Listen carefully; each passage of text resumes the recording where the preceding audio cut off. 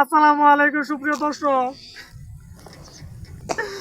দেখুন আজকে যে জায়গাটার মধ্যে আমি আইছি, এইটা একটা জায়গার মধ্যে আইছি, এটা কইতাম না। আর মূল কথা হইতেছে এই যে আমার হাতে যে সাইকেল আপনারা দেখতেছুন, এটা হইতেছে আমার সাইকেল, বুঝছুন? নাই নাট নাই বল্টু, এই যে দেখুন অবস্থা সব গেছে গা, এই যে দেখুন সব গেছে গা, এই যে সব নাই। আমি এই সাইকেল নিতাম না, ফালাই হয়ে যাই গাড়িটা।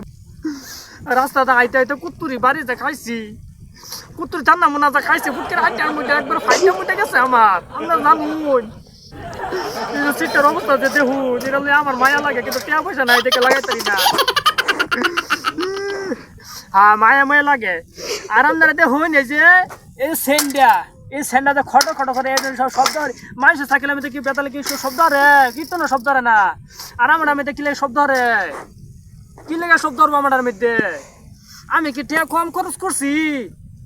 আমি হাজার হাজার সাইকেলের মধ্যে লাগাইছি, তেও আমার সাইকেল খালি ওই বেয়ে ওই বেয়ে থাকে, এই শব্দ হরে। এই যে বেল থাকলে বেলে মেরে চাপ দিলে বেলে পরে শব্দ হচ্ছি।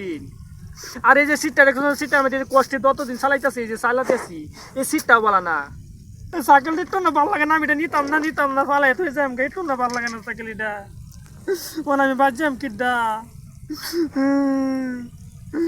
হ্যাঁ সুপ্রিয় দর্শক, এই যে দেখুন আপনারা এই যে সাইকেলের অবস্থাটা, এই ফাঁসাটা ঠিক আছে 100 ফাঁসাটা, কিন্তু এটা স্পিডে চলবে, পানির মতো চলবো। কিন্তু সামনের চাকাটা দেখতে পাচ্ছেন, এটা হচ্ছে একেবারে চলবে না। কারণ এটা হচ্ছে দেখেন স্ক্রুপ নাই, এখানে কোনো নাই, এক বল্টু সেট বল্টু কিচ্ছুই নাই। আর এটা দেখতে পাচ্ছেন এই যে পিঁপড়ে উঠে পড়ছে। আমরা সবসময় জানি চিনির মধ্যে মানে কোনো মিঠা জাতীয়র মধ্যে পিঁপড়া থাকে, আর আমার সাইকেলের মধ্যে আগার সামনে চাকার মধ্যে ফিরফা ওইটা বই রয়েছে। কিরকম সাহসটা, এই সাহসটা কীভাবে থাকতে পারে ওনার? তো আমার সাইকেলের চাকার আগের সামনে পিপা বসে রয়েছে, এটা কি হতে পারে?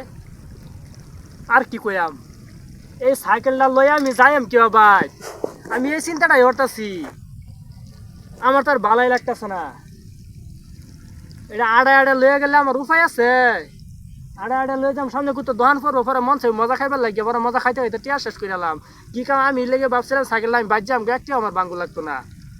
আমার কুত্তুরিটি আমার বাঙ্গু লাগবে, আপনারা জানুন।